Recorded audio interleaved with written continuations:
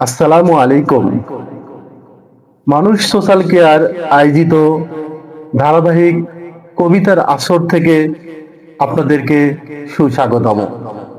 আমাদের আজকের কবিতা প্রার্থনা। হে খোদা, বিশ্বপালক করতাম, যত গুণ সবই যে তোমার। এ হৃদয় নিভৃতে জাগে তোমারই স্বপন, কণ্ঠে বাজে যেন সদা তোমারই স্মরণ। করিও গ্রহণ মম এ বারতা, হে খোদা, হে রহিম বিশ্ব নিয়ন্তা। অসহায় ভ্রান্ত পথিক মোরা, না দেখালে পথ ধ্বংস হব সবে। দেখাও সুপথ হে প্রভু, হে বিশ্বময়, যদি না ঢাকো তবু রহমরি ছায়ায়। কত পথ হারাকে তুমি দিয়েছ সন্ধান পথের, হে খোদা বিলাও তব রহমত মোদের।